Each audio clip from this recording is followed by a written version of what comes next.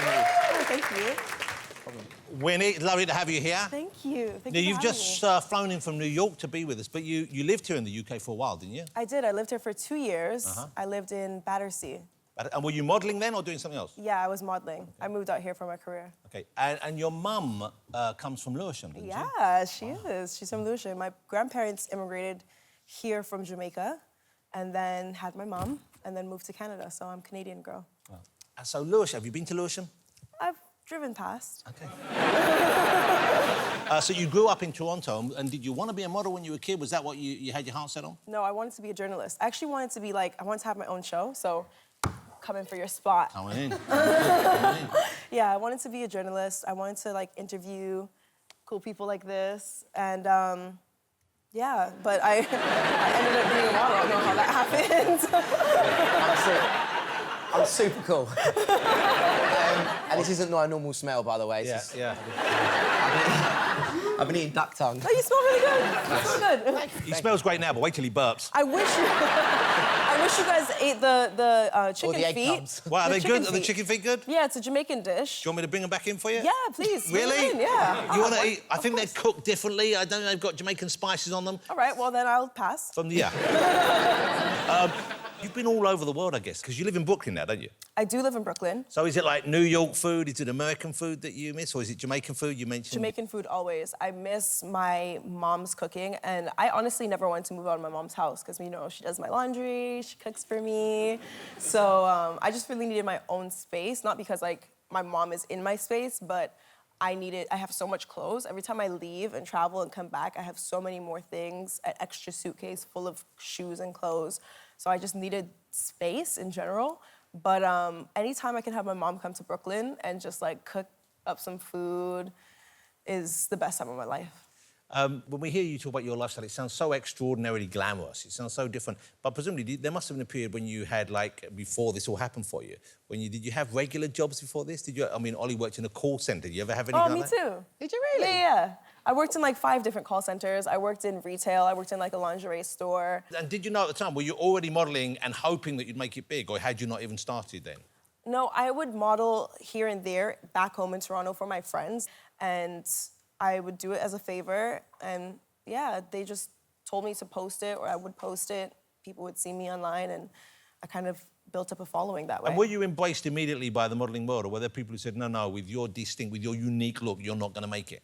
Well, I heard on the radio a casting call for models, and I begged my mom to go with me to Toronto, to the city of Toronto, and try and get this casting or whatever.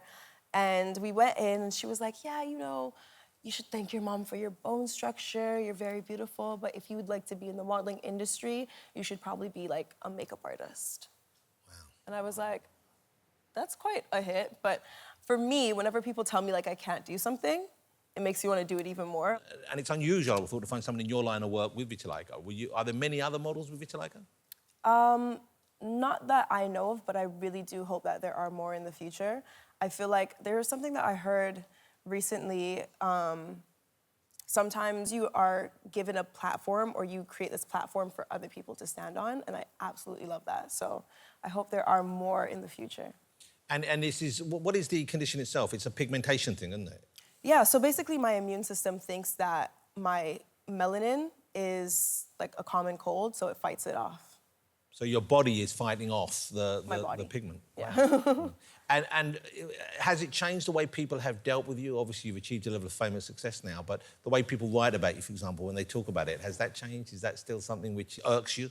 I think it was the Daily Mail or some article that kept you could writing. kind of end that sentence there now. Yeah.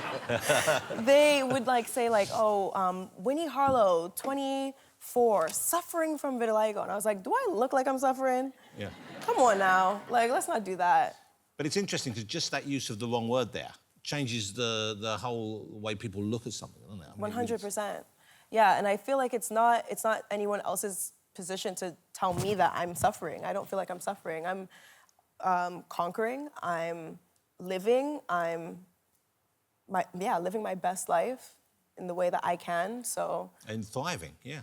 Thriving. Now, in modelling terms, if I'm correct, you know, the job that you've recently had, this Victoria's Secret couple thing, that's about as big as it gets, that show, isn't it? 100%. Wow. And so is that on your kind of like career hopes and wishes? Yeah, it was list? like number one on my hopes and wishes. It's never gonna move from there because, you know, I want to do it every single year, so. Yeah, I'm trying to get a gig there every year. Dream come true.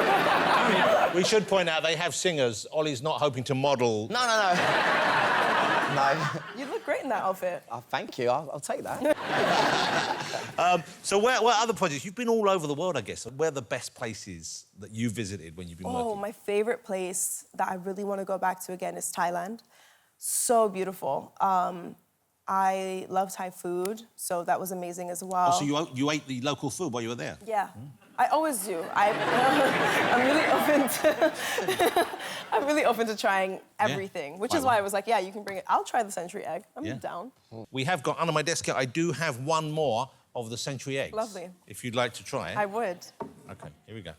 So we have like a puke bucket. did Just not No, want I'll get you a tissue. I do not want to smell this again. I can't. No, I can't, honestly. Ollie, what? I think you should give it another go. Sit, Ollie, I'm give just it going to another relax. I'm going to chill and relax over here. It just smells like a really salty boiled egg. Yeah, Oh, yeah. yeah. You see, that's a no-nonsense approach, unlike some babies. I can That was Oh one yeah, of the that most- texture. It's kind of, the texture's a bit of an ask, isn't it? It's very odd. I ain't doing that again. Huh, okay. Well, It's I'm gonna the take this smell. just in case. This is like kryptonite to you. Look, you've pulled right away. It was, whoa. Wow, that's a big... It's a big old mouthful you got Wow, there. that's You've a gone big- straight in there. Oh, texture. Yeah. But can I just point out the lack of fuss that was made there? Tried the egg, said, not for me, got rid of the egg. I'm sorry, but that's None of that right? writhing around on the couch, crying. Where's my mum? What do we have from you? Proper shivers. Would you like a little bit of water just to wash that away? Thank you. There you go. That's actually duck's piss. That's... It's not. I wouldn't do that to you. I wouldn't do that to you.